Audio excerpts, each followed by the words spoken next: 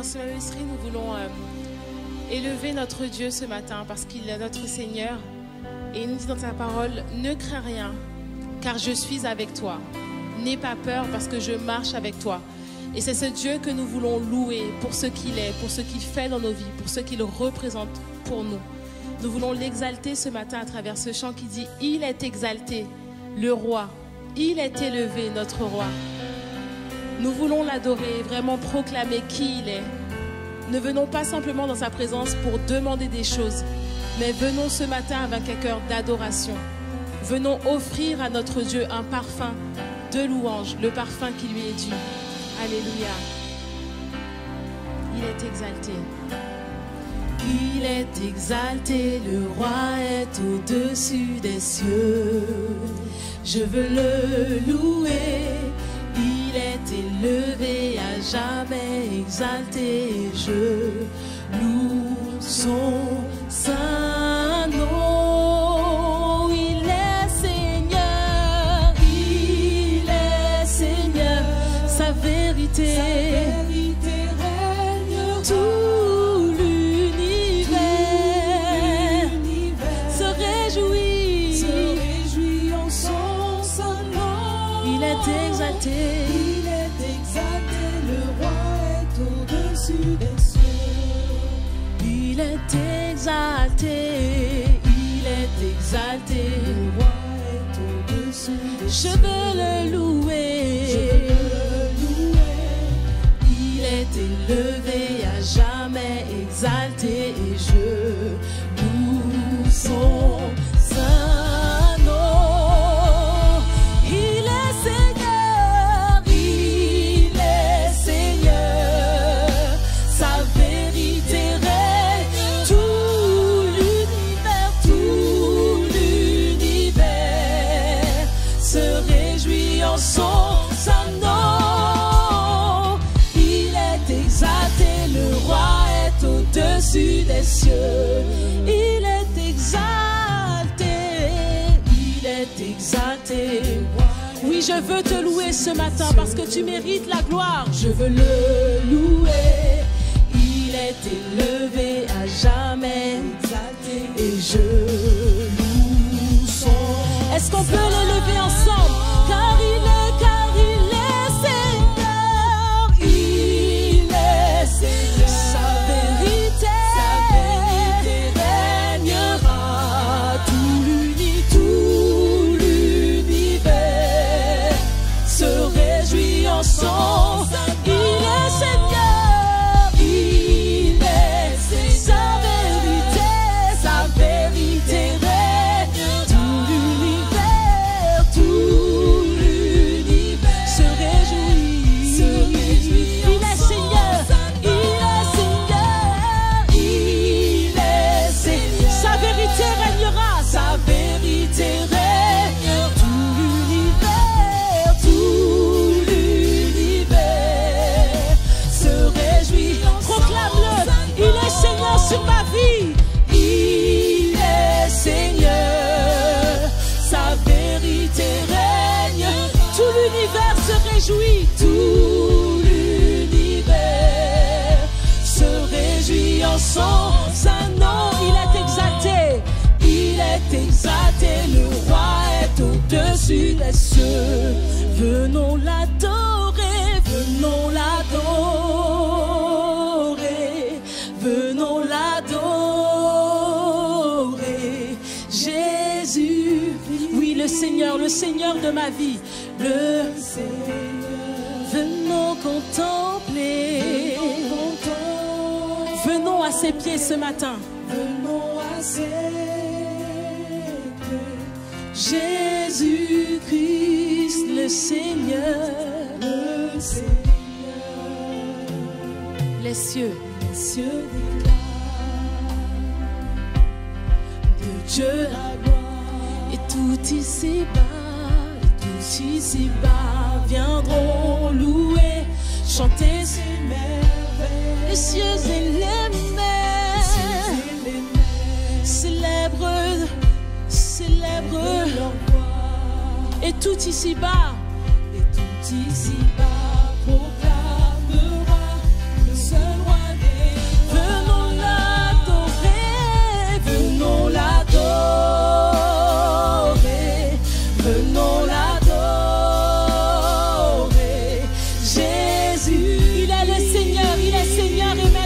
vie. Venons contempler, venons contempler, venons à ses pieds. Jésus, le Seigneur, roi de l'infini, roi de l'infini, tu vas revenir, et bien que la terre repart, toi tu resteras, Seigneur, invariable, roi de l'infini, tu vas revenir nous chercher, Seigneur, tu vas revenir, et bien que la terre repassera, tu subsisteras. Venons l'adorer, venons l'adorer, venons l'adorer. Jésus-Christ, Jésus-Christ, le Seigneur, le Seigneur. Venons contempler, venons contempler, venons à ses pieds.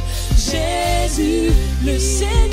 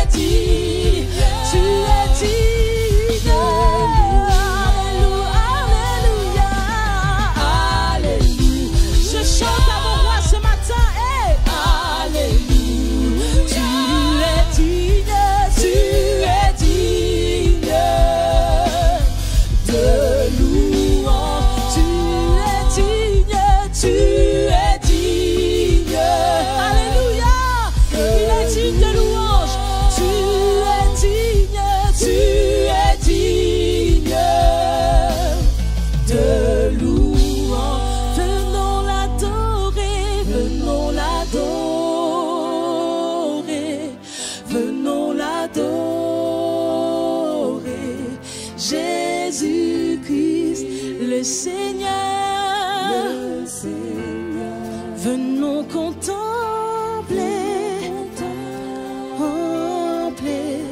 venons à ses pieds, Jésus-Christ, le Seigneur, le Seigneur. Est-ce qu'on peut l'adorer ensemble? Alléluia, alléluia, élevons nos voix. Il est digne d'être adoré. Oui, je veux t'adorer ce matin pour ce que tu es. Alléluia, quand je contemple ta majesté.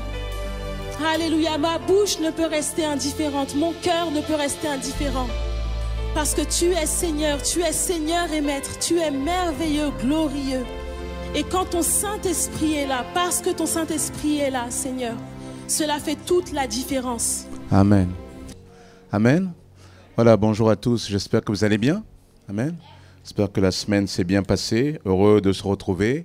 Nous souhaitons aussi la bienvenue à celles et ceux qui sont là pour la première fois. Nous souhaitons aussi la bienvenue à ceux qui nous suivent pour la première fois sur notre chaîne YouTube Église en Action. Soyez les bienvenus, que le Seigneur vous bénisse. Nous serons très heureux de vous accueillir en présentiel. Donc n'hésitez pas à nous visiter à Argenteuil, 29 boulevard Karl Marx, pour partager aussi ce moment de la parole de Dieu avec vous. Amen. Que Dieu soit béni. Je vous invite à ouvrir la parole de Dieu dans 1 Timothée chapitre 5, verset 8. 1 Timothée chapitre 5, verset 8. 1 Timothée 5, verset 8. Avant d'aller plus loin, nous allons prier. Seigneur, nous te bénissons, Père éternel, pour ta parole. C'est une bonne parole. Seigneur, c'est une parole excellente. C'est une parole de vie, une parole de transformation, une parole qui crée, une parole qui renouvelle. C'est une parole puissante qui libère. C'est une parole qui éclaire. C'est ta parole, Seigneur. Seigneur, ta parole aura toujours ce mandat de ne jamais retourner à toi sans avoir accompli ta volonté. Alors, Seigneur, conformément à l'enseignement de cette parole, que tu laisses ton esprit se saisir de cette parole pour nous parler, pour nous communiquer ta pensée. Seigneur, tu te saisis de moi parce que mon expérience, mes études, Seigneur, toutes ces choses-là ne sont rien par rapport à ce que toi seul peux communiquer dans les cœurs. Alors, Seigneur, humblement, je te laisse te servir de moi. Sers-toi de ces instants au Saint-Esprit. Toi qui nous as précédés dans ce lieu. Lorsque nos vies étaient tohues et bohues, toi tu étais déjà là et tu planais au-dessus de nos eaux. Tu étais en train d'agir dans l'invisible pour nous amener à toi. Et peut-être pour nous amener, pour certains, aujourd'hui dans ce lieu. Alors Saint-Esprit, fais œuvre aussi de création, de restauration, de renouvellement dans les vies. Fais-le à travers de paroles inspirées, de paroles prophétiques, des pensées qui viennent de toi, Père éternel, afin que nous puissions être ensemble interpellés par toi. À toi, Jésus, l'honneur, la gloire et la puissance. Amen. Alléluia. 1 Timothée 5,8 nous dit, si quelqu'un ne prend pas soin des siens, en particulier des membres de sa famille, il a renié la foi et il est pire qu'un incroyant. Je répète, si quelqu'un ne prend pas soin des siens, en particulier des membres de sa famille, il a renié la foi et il est pire qu'un incroyant. Ce matin, nous allons parler de la famille. De la famille parce que Dieu aime la famille. Amen. Nous sommes tous issus d'une famille. Et chacun de nous, lorsque nous prenons le temps d'y réfléchir, de nous remémorer, on va se rendre compte que souvent la famille que Dieu nous a donnée a été un élément, un vecteur important de ce que nous sommes aujourd'hui. Nous avons besoin de parler de la famille parce que Dieu aime la famille. Amen. Et parler de la famille dans le sens que Dieu veut que prioritairement ton champ de mission soit ta famille. C'est pour cela ce message, je l'ai appelé « Ma famille d'abord ». Cela n'a rien à voir avec une série américaine.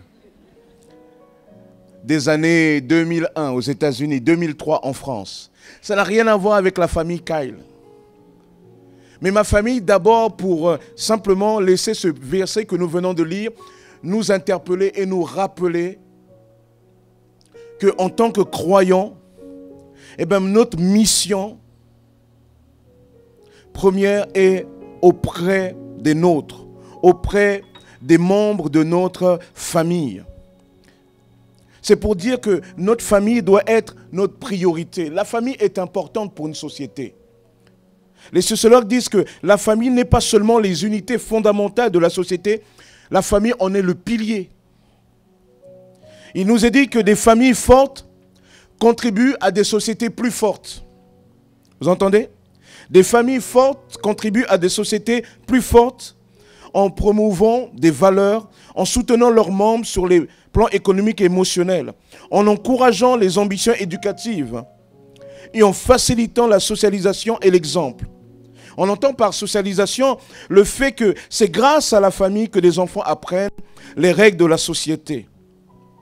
La socialisation est un processus par lequel un individu intériorise des valeurs et des normes, des conditions, et c'est aussi les conditions de sa participation à la vie en société et à la construction de son identité. Autrement dit, la famille est comme la courroie de distribution des valeurs d'un bien-être pour notre société. C'est l'élément fondamental d'une société. La famille. Dieu aime la famille. La Bible nous dit que lorsque Dieu crée le monde, il crée l'homme, il dit « Il n'est pas bon que l'homme soit seul. » Il n'est pas bon que l'homme soit seul. Genèse 2, 28. Il n'est pas bon que l'homme soit seul. Alors Dieu va créer la femme. Et de cette union va naître des enfants. La première famille. Dieu va donner mandat à ce couple du début de se multiplier. Dieu va les bénir. Dieu veut bénir la famille. Et lorsqu'on regarde même le ministère de Jésus était comme caractérisé par une restauration de la famille. Puisqu'il nous est dit que Jean-Baptiste qui allait précéder Jésus, son ministère, dit l'ange Gabriel à Zacharie son père, le ministère de ton fils sera caractérisé par le fait qu'il ramènera le cœur des pères, des enfants vers le Père. Le cœur des pères vers les enfants. Donc il y a une forme de restauration dans l'ADN du ministère de Jésus. Il y a une place pour la famille. Amen. Il y a une place pour la famille. Voyez ? Donc la famille, c'est la chaîne de transmission des valeurs de Dieu dans la société. Amen. Ce que vous êtes en société, vous l'êtes aussi dans votre famille. Si vous apprenez des bonnes choses dans votre famille, si votre famille vous a fait du bien, alors vous allez faire du bien à la société. Et parce que la famille est le lieu où nous recevons des choses aussi de Dieu, le diable n'aime pas la famille. Le diable détruit la famille. Il fait tout, il est rentré en guerre contre la famille. Parce qu'il sait ce que la famille peut faire.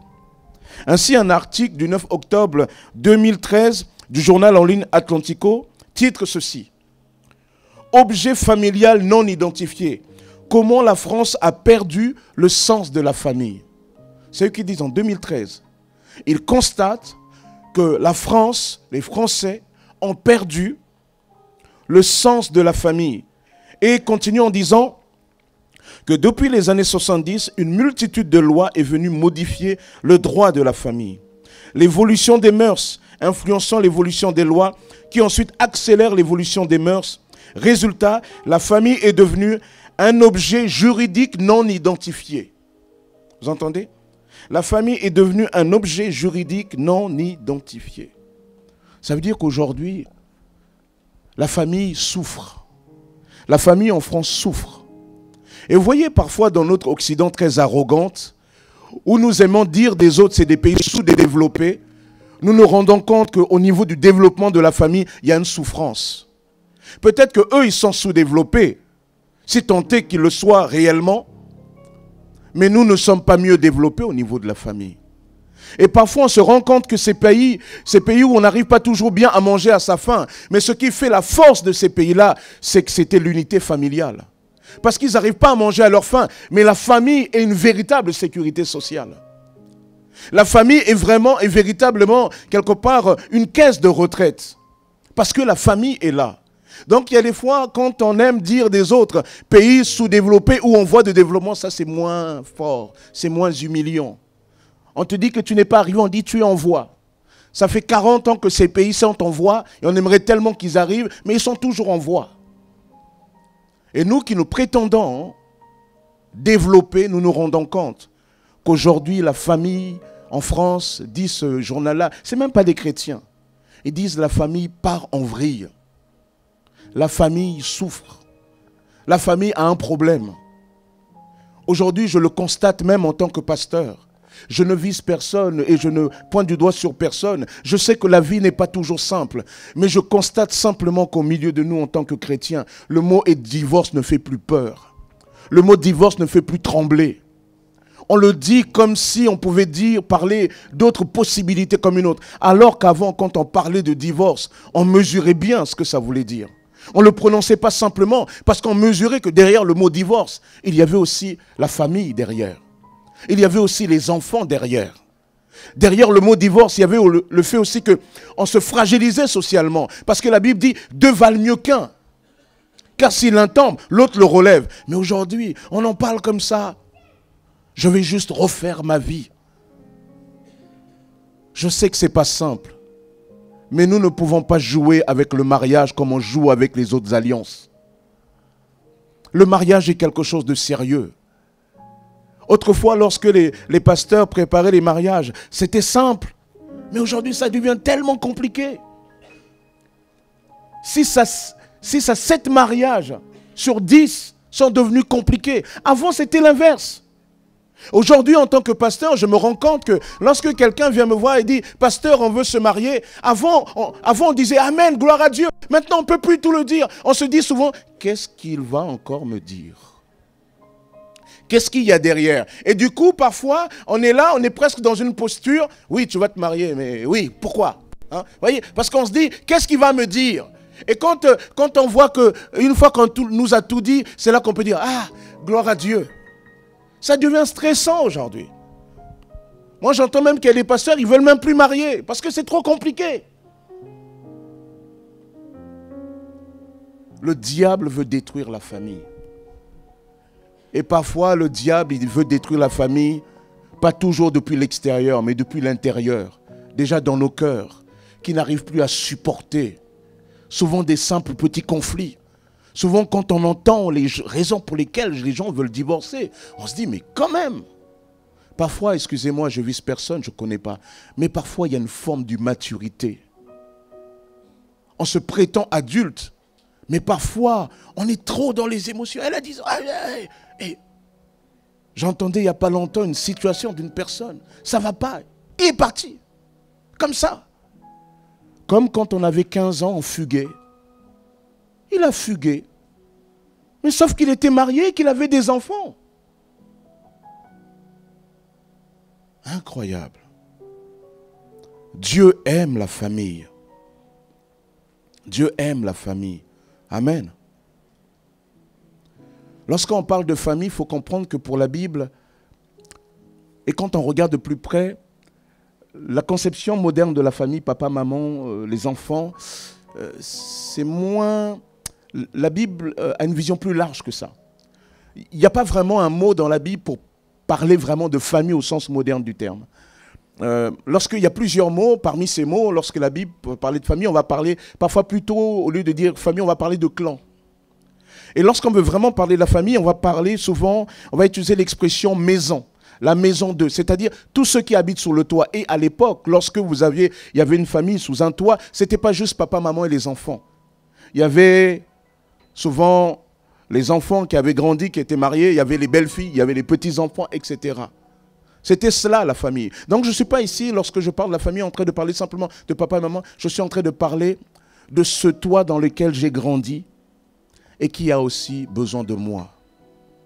Bien sûr, il y a des fois, quand nous sommes venus au Seigneur, parfois il y a des familles, c'est difficile.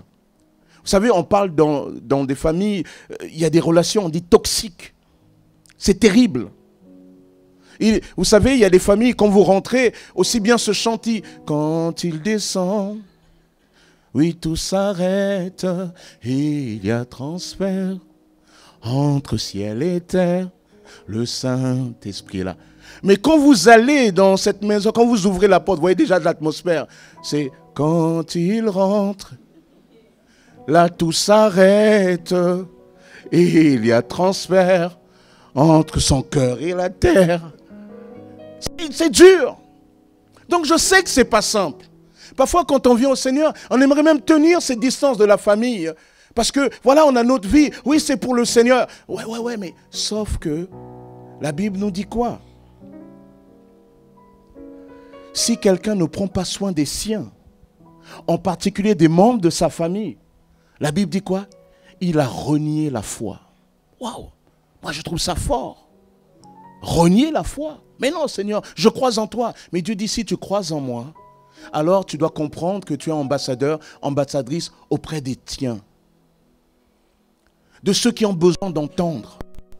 La Bible dit, au commencement était la parole était avec Dieu, la parole est venue habiter chez les siens. Avant d'aller dans le monde, avant de missionner ses disciples dans le monde, Jésus est d'abord venu chez les siens. Amen. Ton ministère est d'abord auprès des tiens. Ils ne sont pas simples. Ce n'est pas toujours évident. Et parfois, ils ne comprennent pas toujours. Je parle parfois de ces parents où toi tu as bien grandi, ils t'ont éduqué, mais vers la fin, ils te fatiguent, quoi. Ils ne comprennent pas, ils sont lents, etc. Et toi, tu te dis, voilà, la vieillesse. Toi, tu ne te vois pas vieillir, toi. Moi, quand j'étais plus jeune, je ne me voyais pas vieillir. Franchement, frères et sœurs, j'étais beau et svelte. C'était juste pour vous réveiller. Et voilà, je ne me voyais pas. Je voyais, oui, on voyait les parents quand ils étaient jeunes, quand ils étaient là. Je dis, non, mais ça c'est... Vous voyez comme c'est progressif. Vous ne voyez pas comment ce phénomène, ça peut se faire. Ça ne peut pas vous arriver, vous. Vous avez la force. Moi, un jour, un de mes garçons est venu me dire, papa, on va aller jouer au basket. Je dis, ok.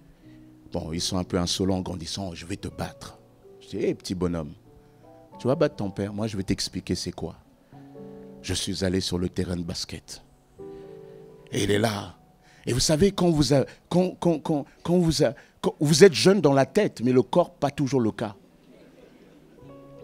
Et moi, quand il venait avec le ballon, je m'imaginais en mode Michael Jordan, in the playground. Alors j'étais là, je voyais, tu vois, c'est ma tête, hein, c'est pas mon corps encore. J'étais là, je prends la balle, je vais le dribbler comme ça, et je fais hop, jump shoot. Ah! Alors il vient, et là je prends la balle, et je veux faire un truc à Michael Jordan. C'est comme si mon corps dit, t'es sûr de ce que tu veux faire? Tu as bien réfléchi? Je pense que tu t'avances un peu trop. Et moi de ma tête, je dis, mais si... J'ai la force. Je prends le ballon. Et après, dans ma tête, je vois Michael Jordan sauter, faire jump shoot. Et moi aussi, je me... Mais le corps ne suit pas le même rythme. Et il y a un moment, au bout de 10 minutes, ça ne m'est jamais arrivé. J'étais obligé d'être humble devant l'enfant. J'étais obligé de dire, bon. On marque une petite pause.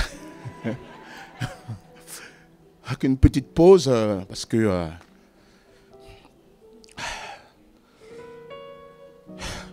c'est bien de marquer une petite pause. Et là, avant, quand je marquais une petite pause, tu sais, tu es debout, tu fais juste... Mais là, je suis allé m'affaler sur l'herbe. Bah!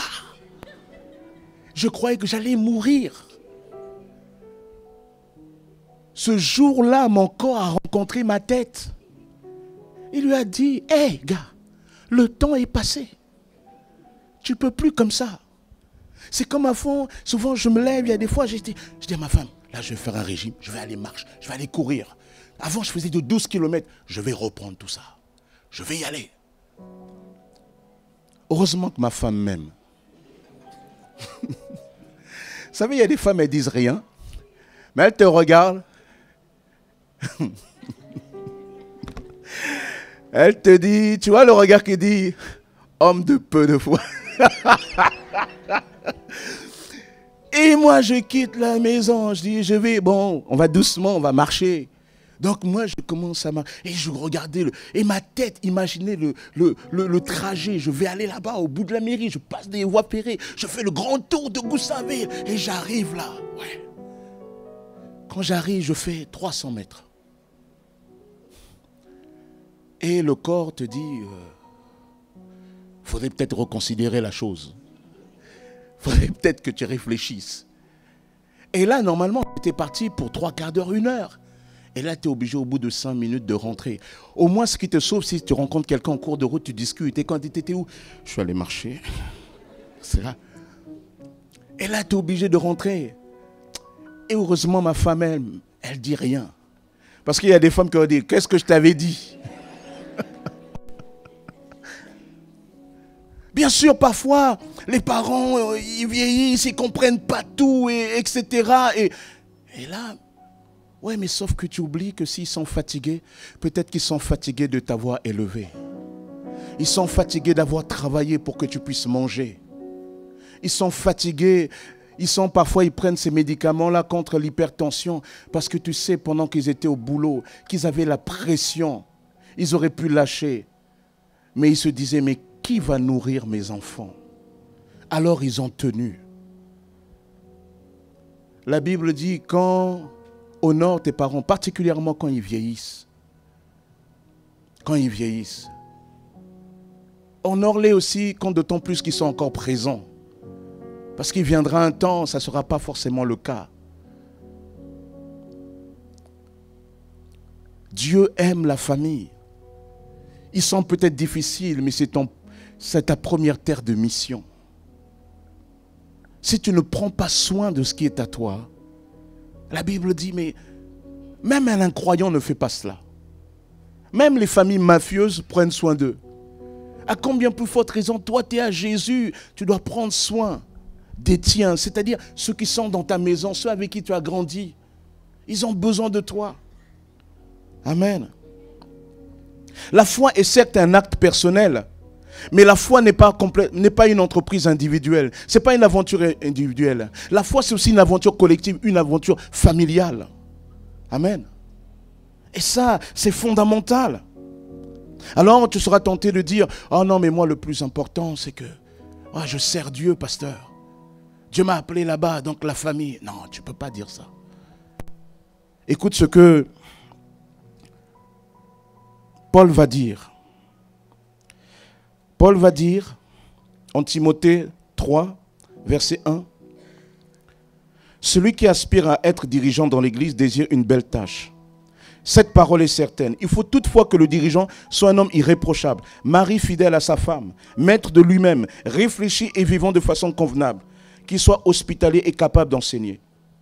Il ne doit pas être buveur ni querelleur, mais au contraire aimable et pacifique. Que l'amour de l'argent n'ait sur lui aucune emprise. Et le verset qui m'intéresse. Qui dirige bien sa famille et maintienne ses enfants dans l'obéissance en toute dignité. Car comment un homme qui ne dirige pas bien sa maison serait-il qualifié pour prendre soin de l'église de Dieu? Waouh!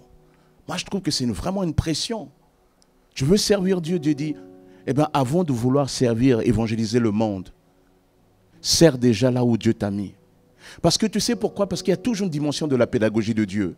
Si les hommes sont des fous, lorsque tu sors de l'école, de telle grande école, on te met dans des postes à responsabilité, souvent tu es incompétent. Tu es bon scolairement, mais tu es incompétent du point de vue formation. Dieu, il n'est pas comme ça. Dieu dit, celui qui est fidèle dans ce qui est petit, je donne plus grand. Et en fait, lorsque tu es dans la famille, c'est là que tu apprends à gérer plus grand. C'est là que Dieu t'apprend. C'est quand vous savez, quand vous voulez savoir ce que vraiment est le cœur de quelqu'un, regardez comment cette personne traite les siens.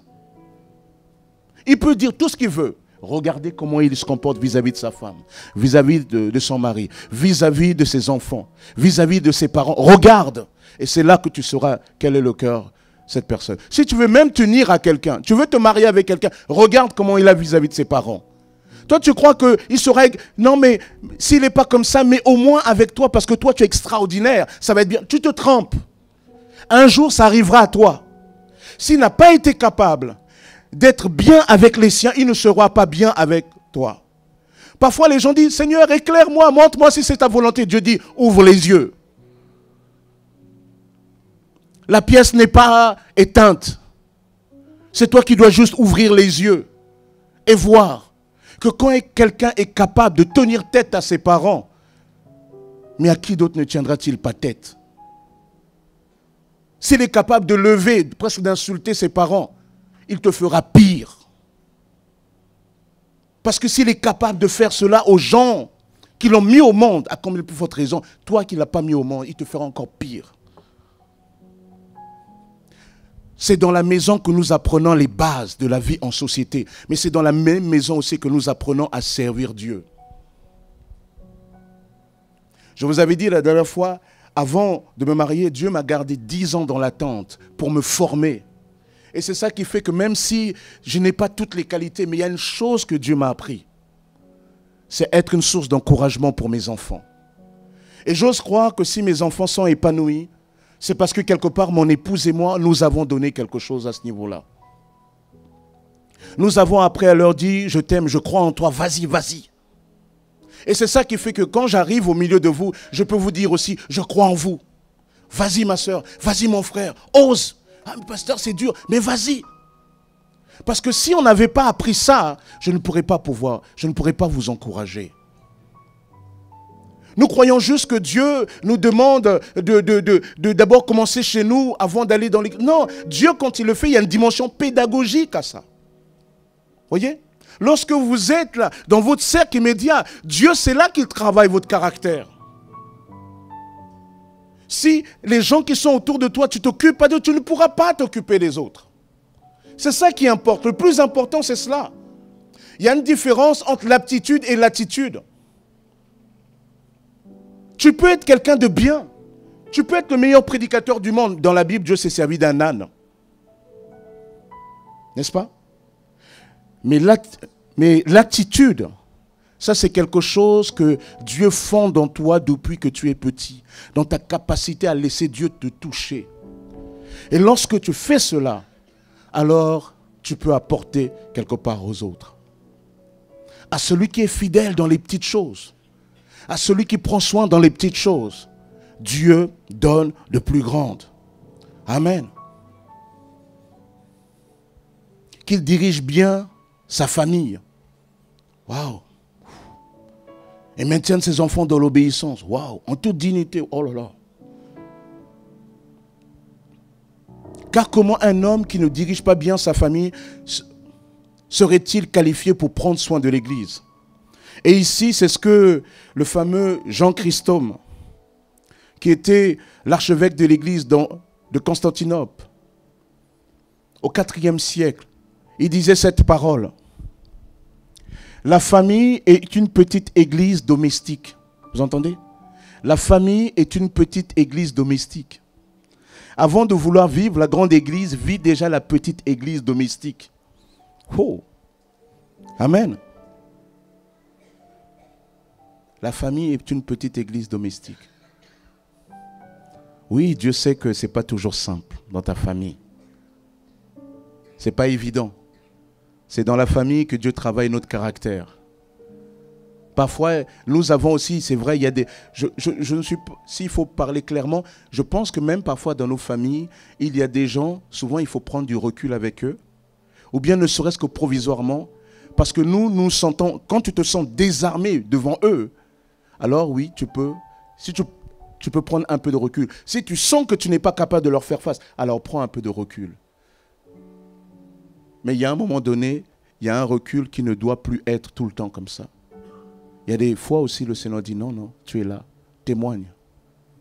Sois, et témoigner, ce n'est pas forcément, oui, je vais vous parler de Jésus, asseyez-vous. Sois bien, comporte-toi bien, sois juste, sois droit. Porte des valeurs en toi. Amen.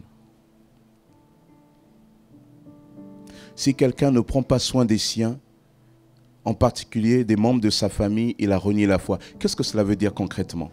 Je pense que ça veut dire concrètement tout d'abord qu'il faut comprendre l'importance de la famille. Vous ne pouvez pas prendre soin de votre famille si vous ne comprenez pas l'importance de la famille. La société a bien compris que la famille est comme la courroie de distribution de tellement de bonnes choses dans la société que, à combien peu forte raison, nous devons comprendre cela. Je dois prendre conscience, mais c'est vrai quoi. Et c'est vrai, il y a tellement de choses qui nous mettent à distance de la famille. Souvent, on est tellement pris par tellement de situations. Et parfois, on oublie. Vous savez, il y a un piège pour les hommes. Le piège des hommes, c'est de croire que parce que tu travailles, tu apportes la nourriture à la maison, c'est là que tu accomplis tout ton devoir de père et de chef de famille. Ça, c'est une des grandes erreurs. Parfois, cette manière de penser est parfois une fuite en avant. Souvent, c'est une manière d'affronter les réalités qui nous invitent, nous, à changer notre comportement. Vous savez, notre société, si elle souffre dans sa famille, c'est parce que c'est une société qui veut tuer l'homme. C'est une société qui veut tuer le père. Oui, il faut qu'il y ait des progressions dans la société par rapport à la condition de la femme. Moi, je trouve normal que anormal que pour une même fonction entre un homme et une femme, ils ne soient pas payés de la même manière. C'est scandaleux, oui. Mais la lutte pour les droits des femmes ne doit pas être celui de la négation aussi de l'identité des hommes dans la famille. Et je crois que nos familles, le diable veut tuer le père. Vous savez pourquoi? Parce qu'on arrive à dire que biologiquement, le père est le déterminant de l'identité sexuelle d'un enfant. Biologiquement. À cause de ses chromosomes, il a les deux, lui. Il détermine. Mais des psychologues vont vous dire qu'il y a même une dimension psychologique à ça. L'enfant, le père, il permet à l'enfant de se situer dans son identité sexuelle. Et lorsque ce père n'est plus dans sa fonction, alors il y a aussi un problème d'identité sexuelle. Et je crois que c'est quand même une réalité aujourd'hui dans notre monde. On veut tuer le père. Les hommes, je m'adresse aux hommes. Oui, même si on fête un peu plus la journée de la femme, même si la fête des mères prend plus de place que celui des pères, il n'empêche que Dieu t'a donné un mandat particulier. Tu es un modèle. Tu es un modèle. Dieu a besoin de toi. Ta famille a besoin de toi. Oh, c'est pas simple quand tu es chef de famille. Oui, chef. Ah oui, il est chef. Ah oui, mais comment on est égalité? Oui. La Bible dit que ce n'est pas parce que le père et le fils sont de même égalité de nature qu'ils ont la même fonction. C'est pas parce que l'homme et la femme ils sont égaux de nature devant Dieu qu'ils ont la même fonction. La Bible dit que l'homme est premier. Ça veut dire qu'il est le premier responsable. Pas le plus intelligent, le plus beau. Non, il est juste le premier responsable. Lorsque Dieu vient voir Adam et Ève, alors que c'est Adam qui a commencé à pécher, il parle d'abord à l'homme. Pourquoi? Parce que c'est à lui d'abord qu'il avait donné le mandat. Tu es le premier responsable. Et je sais que quand vous êtes l'homme de la maison, le premier responsable, celui vers qui on tourne, il y a une pression sur vous. Vous êtes déjà une société où on vous enlève tout. On vous enlève les possibilités de ceci. Et on vous dit, sois un homme, hein. Mais on vous a complètement déshabillé. Excusez-moi l'expression, presque castré.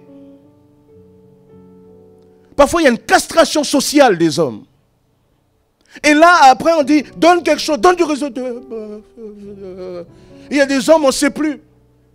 Aujourd'hui, tu dois faire attention, même quand tu es dans une pièce, il y a une femme à côté, tu dois faire attention.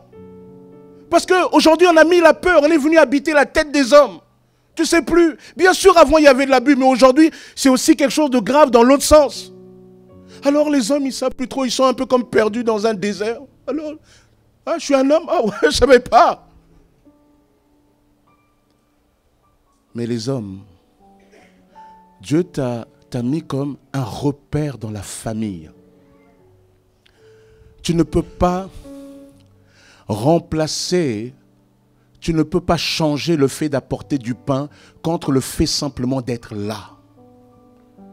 Parfois, quand on n'arrive pas à être là, on veut remplacer, on va offrir des cadeaux à l'enfant. Parfois, tu as des personnes, tu as des familles séparées, recomposées. Et tes enfants sont ailleurs et toi tu dis, non, qu'à se débrouiller. Non, tu n'aimes peut-être plus la femme, mais tu es responsable devant Dieu des enfants là. Ces enfants ont besoin de toi. Tu dois trouver un moyen de garde pour être là avec eux aussi. Même s'ils te paraissent forts, même un adolescent, tu n'imagines pas à quel point il a besoin d'échanger. Ce n'est pas toujours simple. Et je me rends compte que les moments les plus précieux, c'est quand je peux être dans la voiture avec mes enfants, on échange. Hier avec mon grand, on parlait de ceci et de cela. Parce que c'est important. C'est important parfois d'arrêter de courir. Dieu vous a fait comme quelque part un élément central dans la famille. Cela n'enlève pas le courage de ma mère qui a élevé 2 enfants toute seule. C'est une guerrière. La mère, c'est la créatrice, la mère. La mère, parfois, quand il n'y a pas grand-chose, quand on a apporté à peine le peu que l'homme peut avoir apporté, là je parle d'une image traditionnelle, comprenez ce que je veux dire, hein? Je ne vais pas les réduire à ça. Mais quand avec peu, ma mère par exemple, elle était capable de faire une création avec peu alimentaire. Il n'y avait pas beaucoup à manger, mais avec les pâtes, un peu de ceci, un peu de ça, cuisiner comme ça, waouh, c'était le plat. Les mères, c'est des guerrières, surtout celles qui sont seules. Que le Seigneur vous bénisse. Mais un enfant a besoin de son père. Peut-être que tu es cette mère-là et tu estimes que l'autre, il t'a fait tellement de mal, il ne verra pas ses enfants. Tu n'es pas en train de punir cet homme, tu es en train de punir tes enfants. Eux, ils ne t'ont rien fait. Les enfants ont besoin du papa. Ça participe de leur stabilité. Notre société a besoin d'hommes et des hommes qui sont bien dans leur identité. Et celui qui nous rappelle notre identité, alors que la société et le diable veut nous l'enlever, celui qui nous rappelle notre identité, c'est la parole. C'est Dieu. Je t'ai créé à mon image. Je t'ai créé pour que tu te tiennes devant, que tu prennes tes responsabilités. Certes, trouve le moyen de t'articuler dans ton couple avec ton épouse, mais toi, tu as un rôle particulier, tu as un rôle déterminant. Les hommes, que Dieu vous bénisse. Parfois, il y a une pression. Et parfois, on n'a pas appris tout. Aujourd'hui, il y a des livres, il y a des bons sites internet, il y a l'église. Il y a plein de conseils qui peuvent donner des bons conseils. Pour dire, je n'ai pas reçu cela, mais j'ai appris. Moi, je n'ai pas eu de père, mais j'ai laissé Jésus m'éduquer. Et la seule chose que le Seigneur a tenu d'abord à m'éduquer, c'est à m'expliquer qu'en tant de père, je devais apprendre à dire « je t'aime ». C'est un mot qu'on n'a pas appris pour les hommes. Hein. Les femmes, c'est trop. Je t'aime, mon chouchou, mon truc. Hey! Ma femme, elle m'a foutu de non, je ne vais pas vous dire. J'ai dit, je ne suis pas un. Elle me dit oui. Parce que nous, on n'est pas habitués à ça. Parce que l'impression se... Hey, oh. Et on a dit, un homme ne pleure pas, un homme ne truc. Non. Une femme se plaignait que son mari lui disait pas je t'aime. Il convoque le pasteur. Et le pasteur dit, mais mon frère, ta femme se plaint que tu lui dis pas je t'aime. Et le mari dit, mais quand je l'ai épousée, je lui ai pas dit que je l'aimais. Donc jusqu'à preuve du contraire, qu'elle continue comme ça. Si ça change, je lui dirai. Mais on doit apprendre à le dire. On peut le dire, on peut dire je t'aime, on peut dire je t'apprécie, je t'encourage, je crois en toi, on peut le dire de différentes sortes de manières. Mais on doit pouvoir le dire. On doit le verbaliser. Vous savez pourquoi? Parce que le verbe est une puissance. Amen. Le verbe est une puissance. Le verbe qui vient des parents, de papa, de maman, a une puissance, particulièrement de papa. Parfois, tu crois que l'enfant, il n'étudie pas bien à l'école parce qu'il n'a pas l'intelligence là. Non. Si tu arrives à verbaliser ton amour pour lui, tu vas libérer des choses en lui. Il va commencer à croire en lui. Il va commencer à croire qu'il peut. Et tu vas dire, tiens, il y a quelque chose qui a changé. Et les autres vont dire, mais tiens, il y a quelque chose qui a changé. Mais qu'est-ce qui s'est passé? Ton papa t'aide à l'école? Non. Il m'a dit simplement, je t'aime. J'ai écouté vous savez, le trader Jérôme Kerviel, celui qui a le problème de la Société Générale, celui qui avait vendu, je crois, 50 milliards, elle a fait perdre 50 milliards. Il a été condamné à 5 milliards après. Après, ça a baissé, mais voilà. On lui posait la question, mais comment vous avez tenu là-dessus? Qu'est-ce qui a vraiment quelque chose qui a été fort pour vous? Il a dit, la première fois, tu sais, culture bretonne, voilà, travailleur, tout ça, avec beaucoup de retenue, il disait, je savais que mes parents m'aimaient, mais le jour où ma mère m'a dit, je t'aime, je suis prêt à revivre tout ce que j'ai vécu, rien qu'à cause de cet épisode-là. Waouh! Il y a des fois, on ne sait pas toujours. Il faut le reconnaître en tant qu'homme. Je t'aime. On n'est pas habitué à ça. On n'a pas l'impression que c'est... Vous voyez, c'est masculin, quoi. Ouais, mais ton enfant, il a besoin de ça. C'est bizarre, il a besoin de ça. Prendre soin des siens. Veiller sur elle. Être un modèle de Dieu. Et vous savez que les enfants nous observent plus qu'ils ne nous écoutent.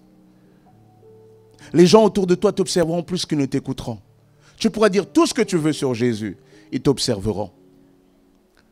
Vaut mieux que les gens disent, ah, on a vu changer celui-là, hein, qu'il nous casse les pieds avec ses messages.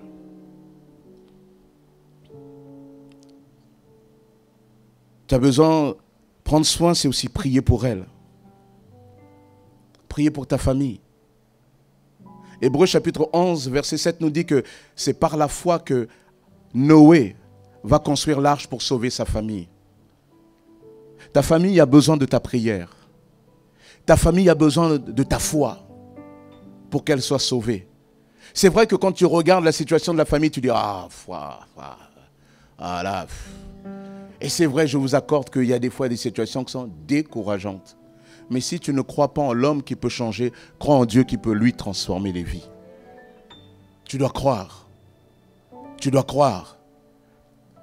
Et tu fais partie de ces personnes dont Dieu dit, je cherche une personne, un homme, une mère, un frère, une sœur, un cousin, un grand-père, une grand-mère, un ami qui se tienne à la brèche pour que je ne détruise pas le pays, mais je n'en trouve pas. La prière fait tellement beaucoup de choses. Peut-être toi, tu es jeune et tu vois tes parents et tu dis, ah, mes parents, prie pour eux, prie pour eux, prie pour eux, prie pour eux. Fais leur grâce, fais leur grâce. Même s'ils ne sont plus ensemble, fais leur grâce. Veiller, c'est consacrer du temps.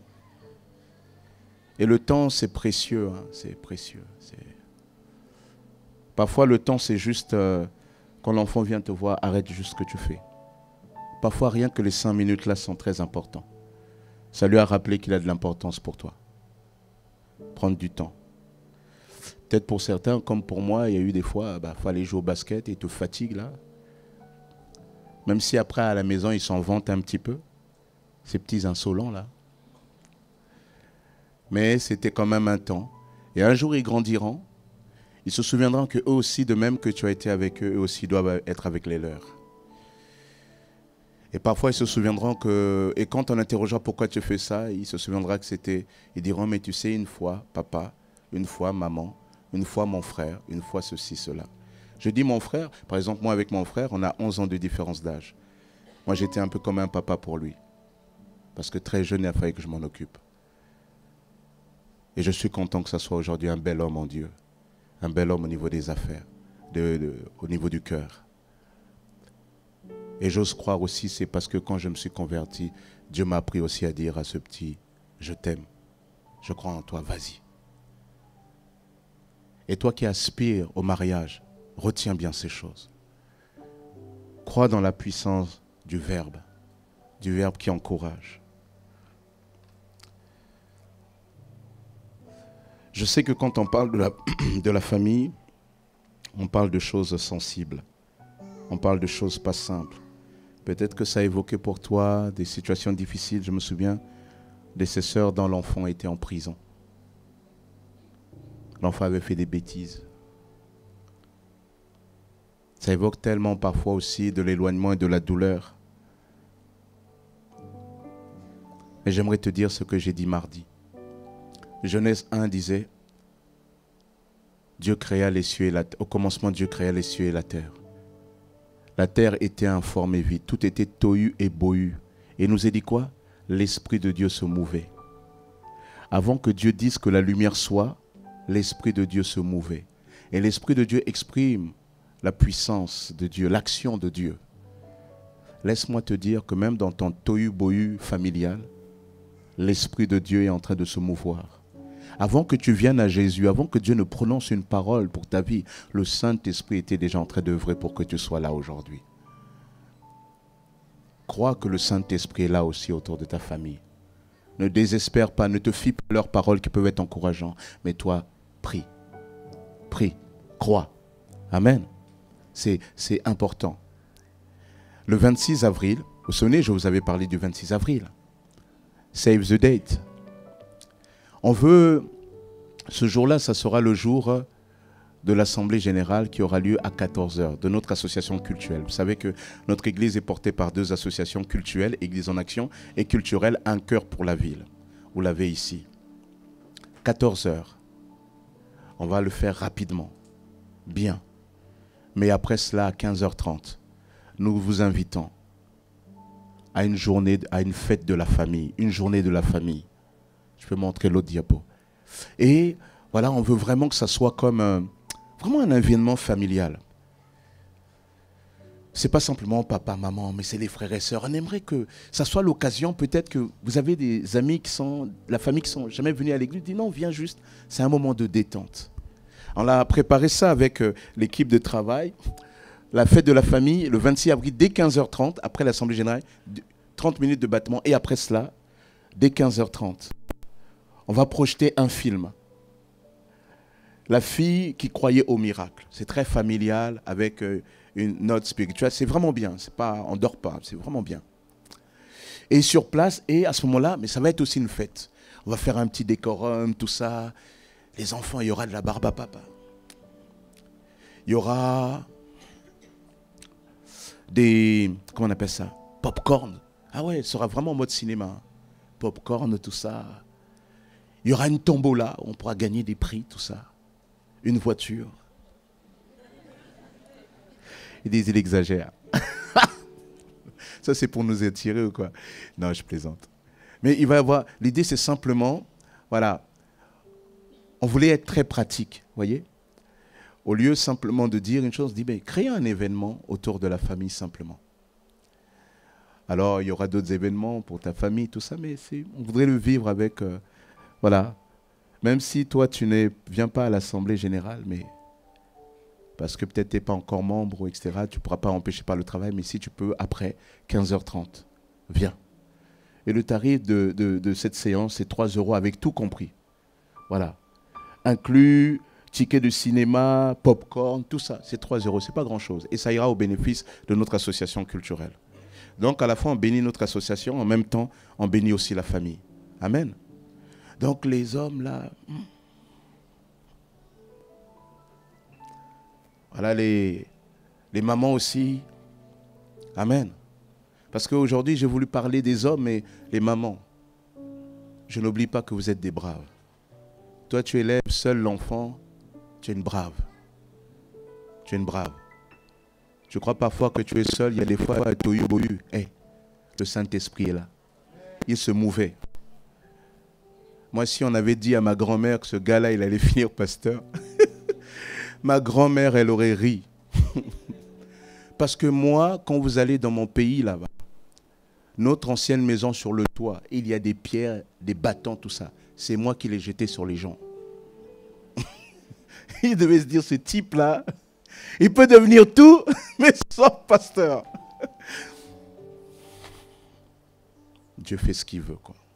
Bon, Dieu fait ce qu'il veut. Et donc, on prépare cette journée-là. Donc, voilà, prenons un peu de temps en famille. Invite, voilà, la famille, tout ça, on va se réjouir. Mais au-delà de ça, passe du temps avec les tiens.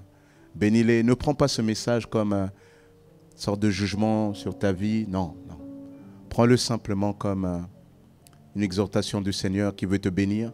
Tu pries, il veut faire des choses avec toi, mais il dit, mais j'ai besoin de ta participation. Tu comprends? J'ai besoin de ta participation. Voilà, on va terminer en priant et toi, tu t'es senti concerné, tu penses à ta famille en souffrance et tu veux aussi quelque part la prière, alors tiens-toi debout simplement, je vais prier pour toi. En terminant et on va remettre nos familles. On va dire, Seigneur, si ta grâce n'est pas... Ah, c'est compliqué. Seigneur, je te prie, Père éternel, pour tes enfants, je te prie de leur faire du bien. Seigneur, je te prie vraiment de transformer les vies. Seigneur, regarde les situations qui sont multiples. Regarde les histoires qui sont différentes des unes des autres. Mais Père éternel, dans tout cela, ce qui est en commun, c'est que sans ta grâce, il ne peut rien se faire. Seigneur, regarde ton enfant qui se tient debout là, humblement. Qui peut-être te dit, tu vois, Père, là, j'ai pas bien fait, j'ai échoué, il y a ça comme conséquence. Mais Seigneur, mets à son cœur que toi tu as entendu, que tu es celui qui restaure, tu es celui qui ramène le cœur des enfants vers le Père, le cœur des pères vers les enfants. Seigneur, montre à ta fille que, alors que parfois elle porte les choses toute seule, elle n'est pas seule. Seigneur, regarde ces enfants qui se sont éloignés et qu'elle ne sait pas quoi faire, mais toi tu sais. Seigneur, agis pour la gloire de ton nom. Que ta grâce véritablement l'accompagne. Que ton esprit traverse les temps et les circonstances pour ramener ces cœurs vers toi. Nous te demandons cela, Père. nous plaçons nos familles sous la puissante autorité de Jésus. Père, agis. Agis pour la gloire de ton nom. Que ton nom soit béni, Père éternel. À toi, Jésus, l'honneur, la gloire et la puissance. C'est par ta grâce que nous avons dit ces choses. À toi l'honneur, la gloire et la puissance. Et nous disons ensemble, Amen. Amen. Que Dieu soit béni. Prenez place, s'il vous plaît.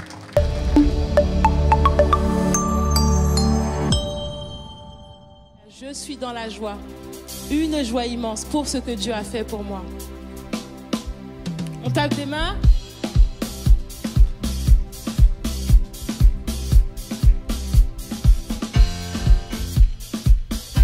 Je veux chanter ce matin. Je veux danser ce matin. Alléluia.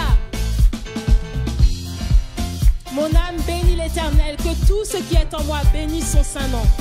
Et je chanterai de tout cœur les merveilles de mon papa Yahweh. Il m'a ôté des ténèbres, il m'a délivré de tout péché. Je chanterai de tout cœur les merveilles de mon papa Yahweh. Il m'a ôté des ténèbres, il m'a délivré de tout péché. Je chanterai de tout cœur les merveilles de mon papa Yahweh. Il m'a ôté des ténèbres, il m'a délivré de tout péché. Mon papa est fidèle. Il ne m'abandonne jamais. Tous les jours il est avec moi. Je n'ai plus rien à car Yahweh m'a libéré. Mon papa est fidèle. Il ne m'abandonne jamais. Je n'ai plus rien à car Yahweh m'a libéré. Je suis dans la joie, une joie immense, je suis dans l'allégresse. Est-ce que tu es dans la joie ce matin? Je suis dans la joie, une joie immense.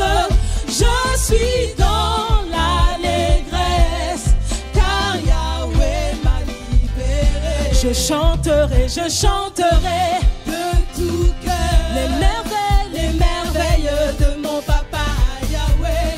Il m'a ôté, il m'a délivré du péché. Il m'a délivré du péché. Je chanterai de tout cœur les merveilles de mon papa Yahweh. Il m'a ôté des ténèbres, il m'a délivré de tout péché. Mon papa, oui, c'est mon Jésus. Il est fidèle, il ne change pas.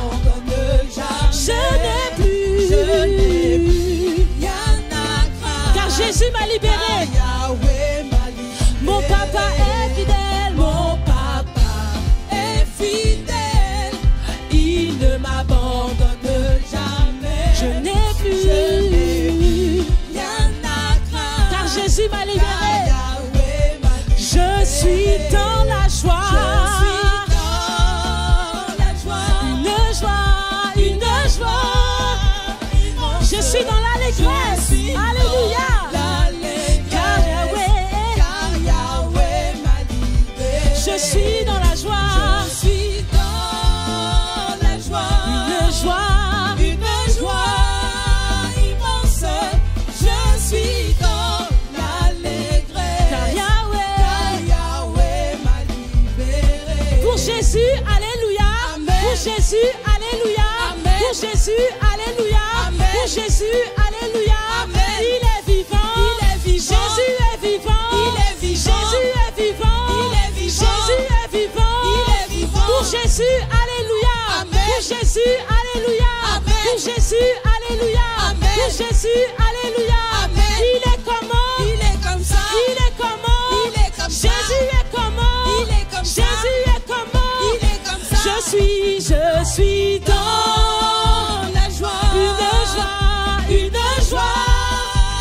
je suis dans l'allégresse. Car Yahweh m'a libéré. Comment ne pas te louer? Comment ne pas te louer? Comment ne pas te louer? Comment ne pas te louer? Seigneur Jésus. Comment ne pas t'adorer? Comment ne pas t'adorer? Comment ne pas t'adorer? Comment ne pas t'adorer? Seigneur Jésus. Comment ne pas t'acclamer? Comment ne pas t'acclamer? Parce que tu es bon, parce que tu es fidèle. Alléluia, incomparable, inébranlable, mon Jésus. Seigneur Jésus. Quand je regarde autour de moi, Quand je regarde autour de moi, je vois ta gloire. Seigneur Jésus, je te bénis. Comment ne pas te louer? Seigneur Jésus. quand je regarde autour de moi, Quand je regarde je vois autour mes de frères moi, et mes sœurs. Je vois mes frères. Seigneur Jésus, merci pour eux. Comment ne pas te louer? Seigneur Jésus. Comment ne pas te louer? Comment ne pas te louer? Comment ne pas te louer? Seigneur Jésus. Quand je regarde autour de moi, Quand je regarde autour je de vois moi, ta gloire. je vois ta gloire. Seigneur Jésus, je te bénis. Comment ne pas te louer? Seigneur Jésus. quand je regarde autour de moi, je vois mes frères. Je vois mes frères. Seigneur Jésus, merci pour eux. Comment ne pas te louer? Seigneur Jésus. Comment ne pas te louer? Comment ne pas te louer? Comment ne pas te louer? Seigneur Jésus. Comment ne pas te louer? Comment ne pas te louer? Comment ne pas te louer? Comment ne pas te louer? Seigneur Jésus.